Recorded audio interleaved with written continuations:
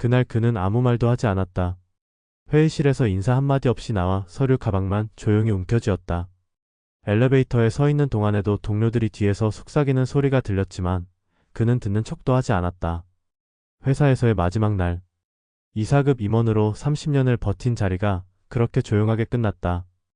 회사의 상징이었던 명함은 더 이상 쓸 일이 없었고 매일 아침 6시에 맞춰 울리던 알람도 꺼졌다. 아내는 어색하게 미소 지었고 아이들은 이제 좀 쉬세요 라고 했지만 그는 알 수 없는 공허감 속에서 자주 침묵했다. 집으로 돌아오는 길 버스창에 비친 자기 얼굴을 바라보다가 결국 눈물이 났다. 그것은 아마도 상실에 대한 눈물이 아니라 더는 자신이 누구인지 모르겠다는 당혹감에서 온 것이었을 것이다. 많은 이들이 은퇴를 인생의 휴식기라 말하지만 정작 그 시간을 처음 마주한 이들은 혼란과 두려움 속에서 자신의 정체성과 싸우게 된다. 이제부터 뭘 해야 하지라는 질문은 생각보다 오래 머문다. 하지만 모든 이가 그대로 무너지는 것은 아니다. 어떤 이들은 시간이 걸릴 뿐 전보다 더 단단한 자신을 다시 세운다. 한때 자신의 직함에 묶여 살았던 사람도 새로운 길 위에서 진짜 자신을 만나기도 한다. 오늘 소개할 3명의 사례는 퇴직 후 절망의 바닥에서 다시 올라와 지금은 웃고 있는 사람들의 이야기다. 그들은 어떻게 무너졌고 또 어떻게 일어섰을까? 이들의 이야기는 단순한 극복담이 아니라 은퇴를 앞두거나 이미 은퇴한 수많은 이들에게 조용히 다가오는 위로이자 지침이 될 수 있다. 첫 번째 사례는 67세의 이정우 씨다. 그는 한때 대기업 전략기획실의 임원이었다. 수많은 보고서를 검토하고 수천억 단위의 예산을 손에 쥐던 자리였지만 정년을 1년 남기고 구조조정 대상이 되었다. 누구보다 회사를 아꼈고 누구보다 많은 밤을 회사에서 보냈지만 결국 그 헌신이 끝까지 보답받지는 않았다. 퇴직 후 한동안은 TV만 보며 하루를 보냈다. 몇 달 지나자 아내와의 갈등도 깊어졌고 자식들과의 대화도 줄어들었다. 그런데 어느 날 우연히 동네 작은 도서관에서 열린 시 낭송회에 참석하게 되었다. 처음엔 아내의 권유였다. 그는 시가 뭔지도 몰랐고 낭송이 왜 필요한지도 이해하지 못했다. 하지만 그곳에서 자신보다 훨씬 연배의 이들이 조용히 글을 읽으며 웃고 눈물 짓는 모습을 보고 마음이 움직였다. 이후 그는 시쓰기를 시작했고 몇 편의 글은 지역 문해지에 실리기도 했다. 더 이상 그는 대기업 임원 출신이 아니라 지역 문학 모임의 작가로 불리게 되었고 거기서 새로운 친구들과 의미 있는 대화를 나누기 시작했다. 그는 말했다. 그때 울었던 건 후회나 분노가 아니라 방향을 잃은 슬픔이었어요. 지금은 방향은 작지만 내 걸음이 있어요. 두 번째 사례는 70세 여성 임미선 씨의 이야기다. 그녀는 중견기업의 인사총괄이었고 수십 년간 수많은 인재를 인터뷰하고 선발해왔다. 본인이야말로 조직을 아는 사람이라고 자부했고 실제로 직원들 사이에서도 신망이 두터웠다. 하지만 막상 퇴직을 앞두자 본인은 아무 준비가 되어 있지 않다는 걸 알게 됐다. 직장과 집만 오가며 살아온 인생에는 친구도 취미도 의미도 부족했다. 퇴직 첫날 아침에 깨어보니 갈 곳이 없다는 사실이 가장 먼저 떠올랐다. 몇 달간 침대에서 벗어나지 못했고 우울증 진단까지 받았다. 그녀를 다시 일으킨 건 놀랍게도 자원봉사였다. 퇴직한 후 처음으로 동사무소에서 일손을 구한다는 안내문을 보았고 생각 없이 전화를 걸었다. 그곳에서 만난 사람들은 대부분 자신처럼 일의 공백 속에 방황하던 사람들이었다. 함께 봉사하고 함께 밥을 먹고 함께 이야기를 나누며 그녀는 다시 웃음을 되찾았다. 현재 그녀는 치매 예방 교육 프로그램을 기획하고 있고 시니어 복지시설에서 정기적으로 강의를 나간다. 일이란 결국 사람을 만나는 일이었어요. 지금은 그 일의 본질을 더 가까이서 마주하는 느낌이에요. 세 번째 이야기는 69세 박민호 씨의 사례다. 그는 금융권에서만 35년을 일한 베테랑이었다. 정장을 벗어본 적이 거의 없었고 매일 아침 양복에 넥타이를 매는 것이 삶의 일부였다. 그런 그가 퇴직 후 넥타이를 벗었을 때 마치 자신을 벗겨진 느낌이 들었다고 했다. 처음 몇 주간은 시간표를 짜고 그걸 지키려고 노력했다. 하지만 곧 무너졌다. 습관으로 버티던 리듬은 금세 무너졌고 그는 무기력함에 빠졌다. 그러다 우연히 오래된 취미였던 사진을 다시 시작하게 됐다. 예전엔 카메라를 들고 여행 다닐 시간도 여유도 없었지만 이제는 시간만큼은 넘쳐났다. 처음에는 동네 풍경을 찍기 시작했고 그 사진들을 온라인 커뮤니티에 올리기 시작했다. 뜻밖에도 반응이 좋았고 몇몇 사진은 지역 전시회에도 걸리게 됐다. 그는 어느 순간부터 동네에서 사진 작가님이라 불리게 됐다.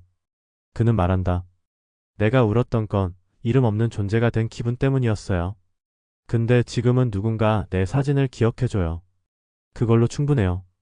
세 사람의 공통점은 무너짐 이후 다시 자신만의 길을 찾았다는 데 있다.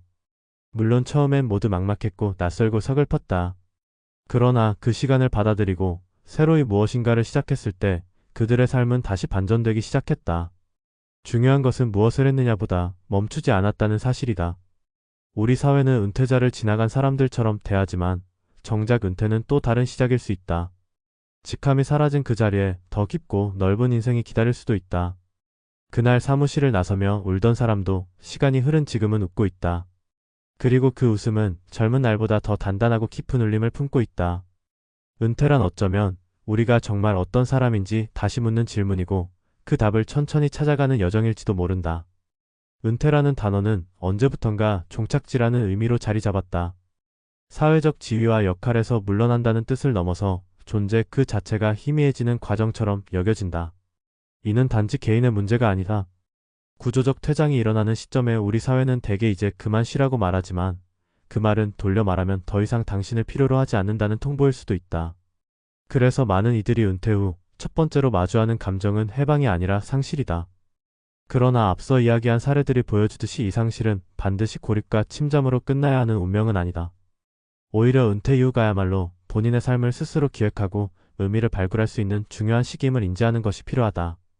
이제 우리는 새로운 은퇴의 정의를 말해야 한다. 그것은 삶의 마침표가 아니라 새로운 주체로서의 자기 자신을 다시 세우는 과정이며 개인이 사회와 다시 관계 맺는 재설계의 시간이다. 첫째로 주목할 점은 정체성의 재구성이다. 기존의 정체성은 대부분 직업과 직위로 구성되어 있다.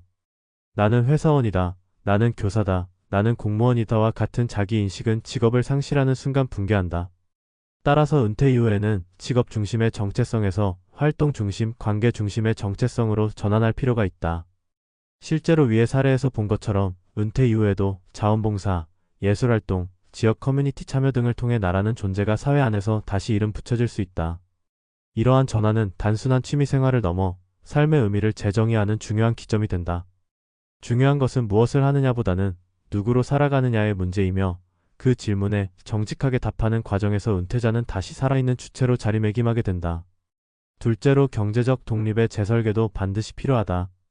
많은 은퇴자들이 막연히 연금과 퇴직금으로 생계를 이어가리라 믿지만 현실은 그보다 훨씬 가혹하다.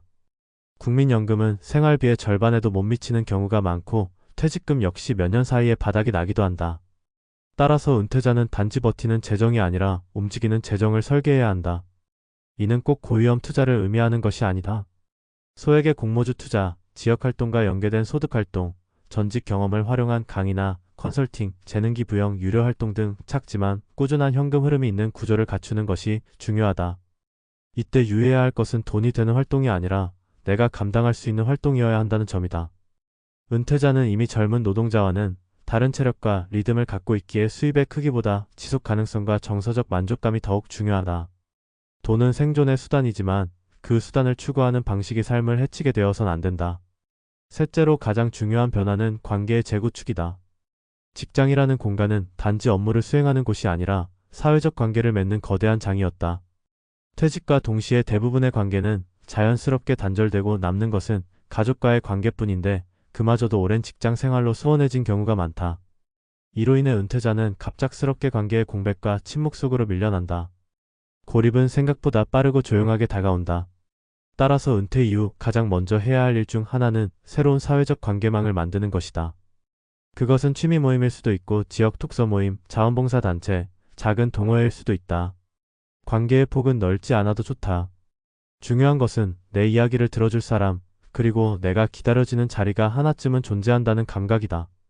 심리학적으로도 관계의 단절은 우울감의 직접적인 원인이고 반대로 관계 회복은 자기 효능감과 생존 의지를 회복하는 데 가장 빠르고 강력한 촉매로 작용한다. 이처럼 은퇴는 우리가 생각하는 것처럼 단순한 직업의 끝이 아니다. 그것은 삶의 무대가 바뀌는 일이자 삶의 무게 중심을 다시 설정하는 일이다.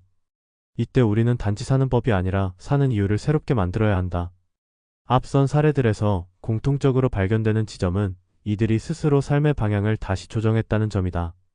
누군가는 시를 통해 내면을 드러냈고 누군가는 봉사를 통해 사회적 가치를 실현했으며 또 다른 누군가는 예술을 통해 자신을 다시 발견했다. 이들의 공통점은 자신을 둘러싼 외적 조건에 매몰되지 않고 주체적인 선택을 했다는 것이다. 이러한 선택은 하루아침에 이루어지는 것이 아니다.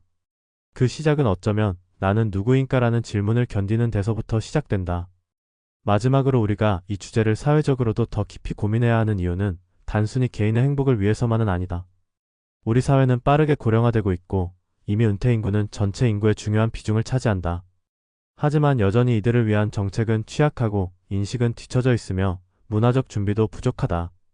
은퇴자들이 사회 속에서 존중받고 스스로 역할을 찾을 수 있도록 도와주는 시스템과 분위기가 필요하다. 그것은 단지 복지 차원의 문제가 아니라 지속 가능한 사회를 만드는 핵심 인프라다. 한 사람이 퇴직한다고 해서 그 사람의 지식과 경험이 사라지는 것은 아니다. 그들이 쌓아온 자산을 사회가 어떻게 다시 활용하고 함께 살아가는가에 따라 은퇴는 소멸이 아닌 새로운 성장의 출발점이 될 수 있다. 그날 사무실을 나서며 울었다는 말은 단지 개인의 감정 고백이 아니다. 그것은 이 사회가 퇴직자에게 보내는 암묵적 작별 인사일 수도 있다. 그러나 지금은 웃는다는 말은 그 모든 체념에 대한 반박이자 반전이다. 진짜 삶은 그날 이후에도 계속되며 어떤 이는 그 뒤의 삶이 오히려 더 진실했다고 말한다. 그러니 묻자. 지금 우리 사회는 은퇴자들에게 어떤 삶을 열어주고 있는가? 그리고 우리는 퇴직 이후의 시간을 어떤 가능성으로 마주하고 있는가? 그 질문에 정직하게 답할 수 있을 때 은퇴는 종착지가 아니라 새 출발의 시점이 된다. 그리고 언젠가 우리도 마지막 사무실 문을 닫고 나오는 날 조용히 이렇게 말할 수 있을 것이다. 그땐 울었지만 지금 나는 웃고 있다.